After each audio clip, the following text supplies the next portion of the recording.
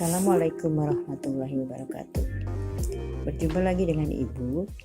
Dalam kesempatan hari ini kita akan membahas materi teori dan genre puisi Indonesia dan macam-macam puisi Indonesia.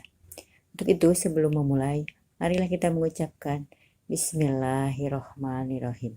Mudah-mudahan Allah Subhanahu wa Ta'ala memberikan kita kesehatan dan dimudahkan untuk menerima pelajaran hari ini.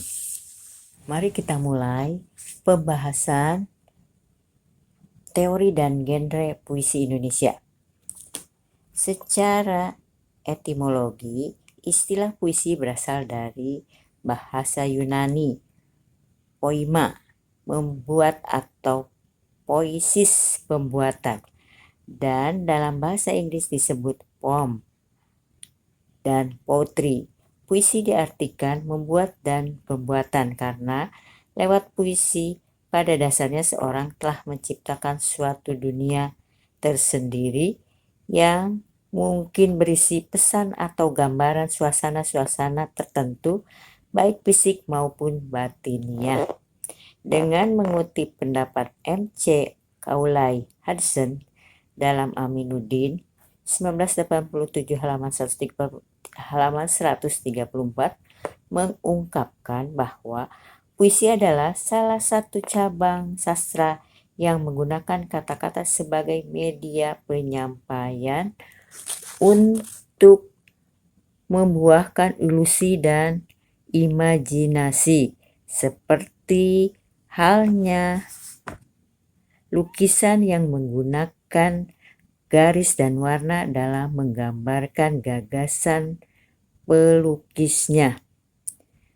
Rumusan pengertian puisi di atas sementara ini dapatlah kita terima karena kita seringkali diajuk oleh suatu ilusi tentang keindahan terbawa dalam suatu angan-angan sajalah dengan keindahan penataan unsur bunyi, penciptaan gagasan maupun suasana tertentu sewaktu membaca suatu puisi. Puisi adalah karya sastra. Semua karya sastra bersifat imajinatif. Bahasa sastra bersifat konotatif karena banyak digunakan makna kias dan makna lambing atau majas. Dibandingkan dengan bentuk karya sastra yang lain, puisi lebih bersifat konotatif. Bahasanya lebih memiliki kemungkinan banyak makna. Hal ini disebabkan adanya pengkonsentrasian atau pemadatan segenap kekuatan bahasa di dalam puisi. Struktur fisik dan struktur batin puisi juga padat. Keduanya bersenyawa secara padu bagaikan telur dan adonan roti. River 1978 halaman 26. Selanjutnya, Thomas Calvin menyatakan bahwa puisi merupakan ungkapan pikiran yang bersifat musikan atau Kennedy 1971 halaman 331. Cliff Sanson 1960 halaman 6 memberikan batasan puisi sebagai bentuk pengucapan bahasa yang ritmis yang mengungkapkan pengalaman intelektual yang bersifat imajinatif dan emosional. Sementara itu, T.S. Eliot menambahkan bahwa yang diungkapkan dalam puisi adalah kebenaran. Kennedy 1971 halaman 331. Dari fisiknya, Jim Riper 1978 halaman 26 memberi batasan bahwa puisi adalah ekspresi bahasa yang kaya dan penuh daya pikat.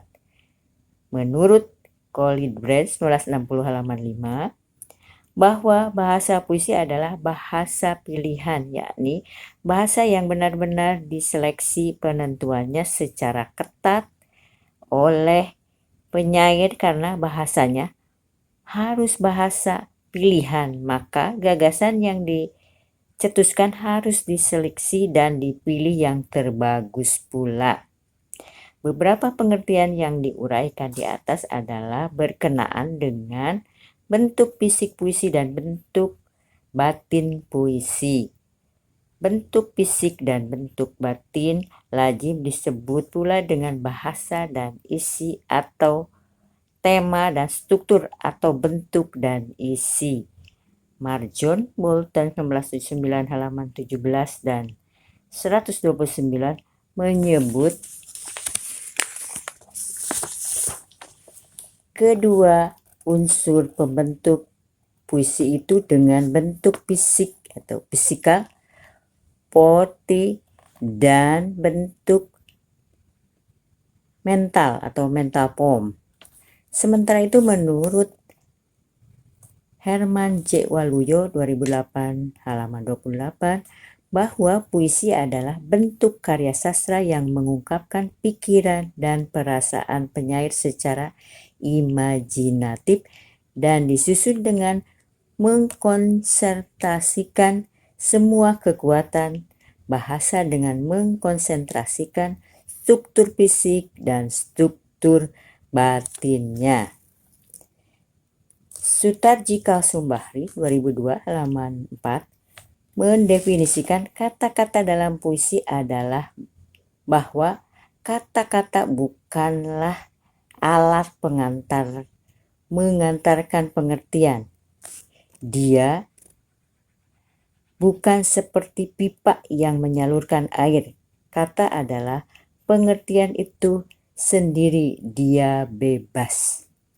Sementara itu menurut Suminto Suyuti 2002 halaman 2-3, secara sederhana puisi dapat dirumuskan sebagai sebentuk pengucapan bahasa yang memperhitungkan adanya aspek bunyi-bunyi di dalamnya yang mengungkapkan pengalaman imajinatif, emosional, dan intelektual penyair yang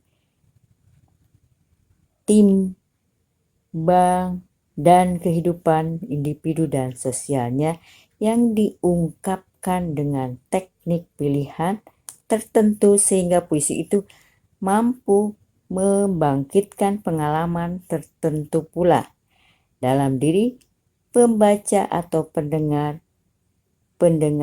Terkait dengan fungsi puisi menurut Hussein dalam Nantuloli 2006 halaman 27 bahwa puisi adalah media kata-kata yang merupakan pengalaman batin pengarangnya. Struktur puisi pada dasarnya mempunyai dua unsur, yaitu struktur fisik dan struktur batin.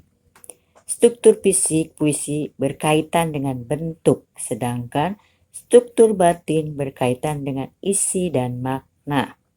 Menurut Herman J. Waluyo 2008 halaman 76, bahwa struktur fisik yang disebut juga dengan metode puisi terdiri dari 1 diksi, 2 pengimajian, 3 kata konkret, 4 bahasa figurasi atau majas, 5 versifikasi, dan yang keenam tata wajah atau tipografi. Struktur fisik atau metode puisi tersebut juga dipengaruhi pula oleh penyimpangan bahasa dan sintaksis dalam puisi. Adapun struktur batin adalah struktur yang berhubungan dengan tema, perasaan, nada, dan suasana amanat atau pesan.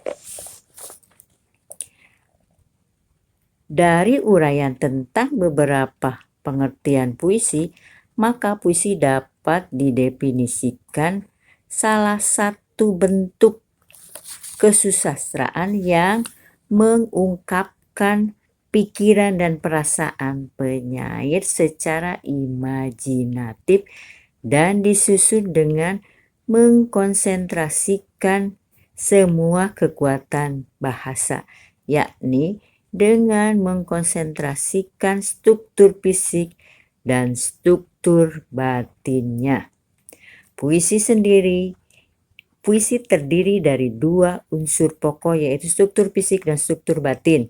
Kedua bagian itu terdiri dari unsur-unsur yang saling mengikat,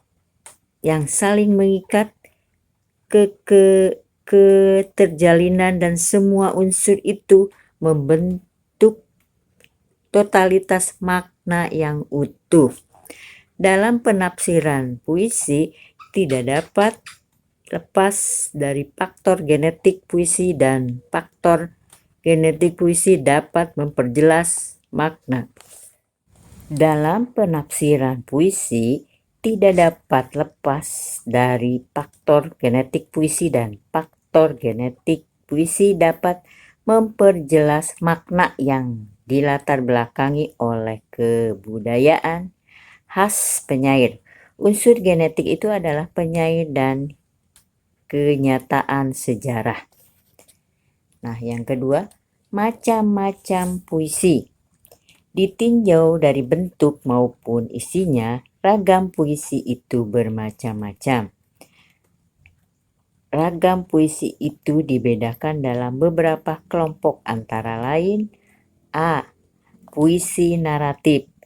Puisi naratif yakni puisi yang di dalamnya mengandung suatu cerita dengan pelaku, perwatakan, setting maupun rangkaian peristiwa tertentu yang menjalin suatu cerita. Termasuk dalam jenis puisi naratif ini adalah apa yang biasa disebut dengan balada, yang dibedakan antara folk ballad dengan literary ballad sebagai suatu ragam puisi yang berkisah tentang kehidupan manusia dengan segala macam sifat pengasihnya, kecemburuan, kedengkian, ketakutan, kepedihan, dan keriangannya. Jenis puisi lain yang termasuk dalam puisi naratif adalah putik tale sebagai puisi yang berisi dongeng-dongeng rakyat. 2. Puisi lirik. Puisi lirik yakni puisi yang berisi luapan batin individu penyairnya dengan segala macam endapan pengalaman, sikap maupun suasana batin yang melingkupinya. Jenis puisi lirik umumnya paling banyak terdapat dalam khasanah sastra modern di Indonesia, seperti tampak dalam puisi-puisi Chairil Anwar, Sapardi Djoko Damono, Gunawan Muhammad, dan lain-lainnya. Aminuddin 1987 halaman 135. Yang C. Puisi deskriptif. Dalam puisi deskriptif, penyair bertindak sebagai pemberi kesan terhadap keadaan atau peristiwa, benda, atau suasana yang dipandang menarik perhatian penyair. Jenis puisi yang dapat diklasifikasikan menarik perhatian penyair. Jenis puisi yang dapat diklasifikasikan dalam puisi deskriptif, misalnya puisi satir, kritik sosial, dan puisi-puisi impresionalistik. Satir juga merupakan puisi yang mengungkapkan perasaan tidak puas penyair terhadap suatu keadaan, namun dengan cara menyindir atau menyatakan keadaan sebaliknya. D. Puisi fisikal. Puisi fisikal bersifat realistis, artinya menggambarkan kenyataan apa adanya. Yang dilukiskan adalah kenyataan dan bukan gagasan. Hal-hal yang dilihat, didengar, atau dirasakan adalah merupakan objek ciptaannya. Puisi-puisi naratif balada, puisi yang bersifat impresionistis, dan juga puisi dramatis biasanya merupakan puisi fisikal. Yang E. Puisi platonik. Puisi platonik adalah puisi yang sepenuhnya berisi hal-hal yang bersifat spiritual atau kejiwaan. Puisi-puisi ide atau cita-cita dapat dimasukkan ke dalam klasifikasi puisi platonik. Puisi-puisi religius dan didaktif juga dapat dikategorikan puisi platonik yang mengungkap nilai spiritual dan pendidikan secara eksplisit. Yang puisi metafisikal. Puisi metafisikal adalah puisi yang bersifat filosofis dan mengajak pembaca merenungkan kehidupan dan merenungkan Tuhan. Puisi subjektif. Puisi subjektif juga disebut puisi personal, yakni puisi yang mengungkapkan gagasan, pikiran, perasaan, dan suasana dalam diri penyair sendiri. Kemudian yang puisi objektif. Puisi objektif berarti puisi yang mengungkap atau menyebut makna atau penyair itu sendiri. Puisi objektif disebut juga puisi ikat atau puisi yakni naratif dan deskriptif. Kebanyakan adalah puisi objektif. Sikap penyair juga ada beberapa yang subjektif. Puisi konkret yang puisi konkret sangat terkenal dalam dunia perpuisian Indonesia sejak tahun 1970. J. Kennedy dalam Herman J. Waluyo 2008 halaman 159 memberikan nama jenis puisi tertentu dengan nama puisi konkret, yakni puisi yang bersifat visual yang dapat dihayati keindahannya bentuk dari sudut penglihatan. Poems for the Eve. Yang J, puisi diapan. Puisi diapan atau puisi polos adalah puisi yang kurang sekali menggunakan pengimajian, kata konkret dan bahasa figuratif sehingga puisinya mirip dengan bahasa sehari-hari. Puisi yang demikian akan sangat mudah dihayati maknanya. Puisi primitif. Dalam puisi primitif, penyair mampu menyelaraskan kemampuan menciptakan majas, verifikasi diksi dan pengimajian sedemikian rupa sehingga pembaca tidak terlalu mudah menafsirkan makna puisinya, namun tidak terlalu gelap. Puisi Pamasian. Puisi Pamasian adalah sekelompok penyair Prancis pada pertengahan akhir abad 19 yang menunjukkan sifat puisi-puisi yang mengandung nilai keilmuan. Puisi Pamasian diciptakan dengan pertimbangan ilmu atau pengetahuan dan bukan didasari oleh inspirasi karena adanya mood atau jiwa penyair. Puisi inspiratif. Puisi inspiratif diciptakan berdasarkan mood atau passion. Penyair benar-benar masuk ke dalam suasana yang hendak dilukiskan. Suasana batin penyair benar-benar terlibat ke dalam puisi itu. Puisi demonstratif. Puisi demonstrasi. Puisi demonstrasi menyarankan pada puisi-puisi Taufik Ismail dan mereka yang oleh Yasin disebut angkatan 66. Puisi ini melukiskan dan merupakan hasil refleksi demonstrasi para mahasiswa dan pelajar KAPI sekitar tahun 1966.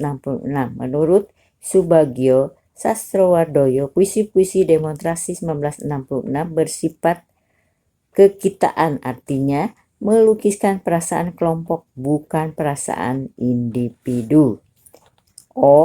puisi pamflet. Puisi pamflet juga menggunakan protes sosial disebut puisi pamflet karena bahasanya adalah bahasa pamflet. Kata-katanya mengungkapkan rasa tidak puas kepada keadaan. Munculnya kata-kata yang berisi protes secara spontan tanpa protes pemikiran atau perenungan yang mendalam. P. Puisi alegori. Puisi alegori adalah puisi yang sering mengungkapkan cerita yang isinya dimaksudkan untuk memberikan nasihat tentang budi pekerti dan agama. Jenis alegori yang terkenal ialah parabi yang juga disebut dongeng, perumpamaan. Dalam kitab suci banyak dijumpai dongeng-dongeng perumpamaan yang maknanya dapat dicari di balik yang tersurat. Demikianlah tadi sudah dibahas tentang teori genre puisi Indonesia dan macam-macam puisi yang ada di Indonesia. Setelah kita mendengarkan penjelasan yang tadi Ibu terangkan, maka diharapkan kita semuanya bisa membuat satu puisi dari bermacam-macam puisi yang disebutkan dari A sampai P, ya. Itu macamnya banyak dan bisa kita buat satu persatu. Pilihlah salah satu dari macam-macam puisi yang tadi dijelaskan. Kemudian buatlah satu puisi yang merupakan puisi pilihan Anda. Terima kasih atas perhatiannya. Wabillahi taufiq wal hidayah. Wassalamualaikum warahmatullahi wabarakatuh.